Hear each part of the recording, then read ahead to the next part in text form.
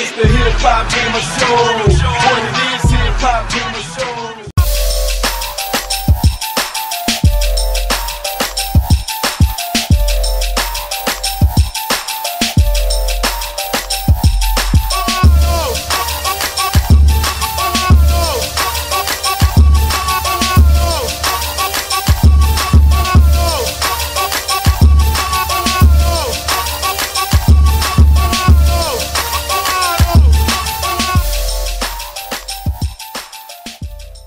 Hey yo, what's up? It's the one and only Hip Hop Gamer, Hot 97, GameStop. We here to talk about something very intelligent and very exciting. I got my man Dustin with me, Arcadeblvd in a building, son, and I'm hyped because this dude, he don't only got game, but he actually creates them. And I need to know a lot from you, dog. So first off, welcome. You know what I'm saying? It's good to see you. Don't worry about it. I had to get him some water because this is gonna be a long interview. You know what I'm saying? So the first thing is this: who are you? Like, you know what I'm saying? Like I want, you know, right off the gate, I want everybody to know who you are. Why do you do, you know, what you do, and what drew you to the game industry? Well, more or less, I mean, I'm just a dude from New York City. You know, I grew up all over in between, like Mount Vernon, the Bronx, and Harlem. And basically, gaming has just been a passion of mine since I've been young. You know what I mean? Since Atari and Genesis, like I've seen all the different console eras come and go. Yeah. And ever since then, you know, I've been a game dude. You know what I mean? So when I first dropped out of high school, my first idea and first goal was to start a company, and I started a gaming company, and it was for console gaming. But I realized that it's a very exclusive industry. A lot of the big players make all the money, and they keep it exclusive, like on purpose. It seems that way anyway, you know what I mean? So that's what I learned trying to do that initially straight out of high school. Yeah. But you know, I just kept trucking and, you know, evolved into the mobile aspect. And here we are now, you know what I mean? All right. Now, you said you dropped out of high school.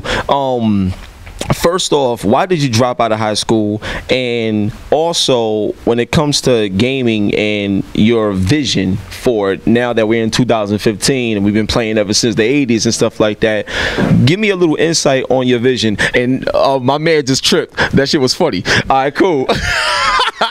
You know what I'm saying? So what my thing is, yeah, so give me a little insight in terms of what your vision of the future is for the game industry, and also why did you decide to drop out of high school? Well, dropping out of high school at that, I mean, it was a bad decision. It was just, you know, I wasn't really guided at the time, you know what I mean? It was just a lot going on. Yeah. And so it wasn't like a decision that, you know, I sat there and thought about. If I would have thought about it, I probably wouldn't have dropped out. You know what I mean? But it definitely was a poor decision. At the time, it was based on what I thought was necessity. I thought I had to start earning and doing what I had to do. Yeah. So, you know, school wasn't putting any money in my pocket, so I felt like I had to, you know, contribute. Put it like that. You know what I mean? I get it. And as far as the future of gaming, I think, you know, the sky is the limit, you know what I mean? Like it's with technology growing every day. I mean, we don't know, you know, virtual reality games, things are starting to develop even more and more. As far as me with the mobile gaming, I never would have thought mobile gaming would have been the spot that I would have got involved in, you know what I mean? Because my true passion, to keep it real with you, is console gaming. Yeah. But I see a level of growth in mobile gaming, and basically the gameplay and everything is just getting different. At first, you know, the first couple of mobile games that came out were, you know, very basic. Exactly. Very basic. Exactly. But as it develops, you know, we getting closer to console-like games. Yep. Exactly, on the phone. So this is something that I saw I was able to put together. It's not as difficult as breaking into the console gaming industry, and to me, it's still games. You know what I mean? I'm still passionate about it. So this is what I've been wanting to do since I was 18 years old. You know what I mean? Like before that, actually. But once I dropped out, it was like, this is where I'm at. That's what it is. Exactly. Right, so cool, you know, cool. that was that. All right. Now, when it comes to game development and stuff like that, a lot of people, especially from the hood, is like pretty intimidated, you know what I'm saying, by it. When you see the, you see the coding and you up there like, all right, this shit is like Chinese to me. Like, you know what I'm saying, I'm not doing it. Like, a lot of people's like that. And I, for one, at one point wanted to be a game developer. I actually went to New York City Tech and stuff like that. I took up, I think, CS 101 or CMS 101, and I was creating these programs, and I did this wood program that I'll let you know if you put in any certain number, it'll let you know the type of wood and how to chop it and what you need to build what you're doing. Like, I did that, and after I did that, I realized that this wasn't for me. Right. Like, so I commend you on what you do, because that's insane. Now, when you first looked at a game and you was like, yo, like, in terms of mobile, it was like, yo, this is crazy what they could do with it. You know what I'm saying? NVIDIA got the Tegra now, where you're getting these console-like experiences. So now that you see mobile and where it's at today, what do you have right now for the mobile market that you feel could push it forward? What's some of the things that you're working on currently that you have that's designed to push the industry forward? Well, as far as pushing the industry forward, I don't know that we have anything that pushes it forward, you know what I mean? But I feel like I'm catching the hip-hop community up with gaming. You feel what I'm saying? Because I feel like as far as hip-hop, I mean, we've been involved in every aspect of life, you know what I mean? There's clothing lines, there's people have, guys have owned liquor companies, Hollywood. I mean, just any aspect, professional sports, like hip-hop has touched everywhere. I think it's one of the most influential, rebellious, controversial, intelligent. Like, it's so many dynamics to what hip hop was, and still is growing with. Like, you know what I'm saying? So to see that in gaming. Exactly. So now I feel like, my company is dedicated to merging the two lifestyles. Right. Like your name is the Hip Hop Gamer. Like, you know what it is, I mean, that's what I'm saying. I'm turning the hat on the side exactly. Like so, I feel like, I'm a hip hop gamer as well. You're the hip hop gamer. You know what I'm saying? But I'm a hip hop gamer as well. And a bunch of my people in my circle, like, they're two separate parts of life that really mesh well together. You know what I mean? And there has not been a company that has been dedicated to that. You know what I mean? There's been guys touching it. 50 had a game, it was a dope game.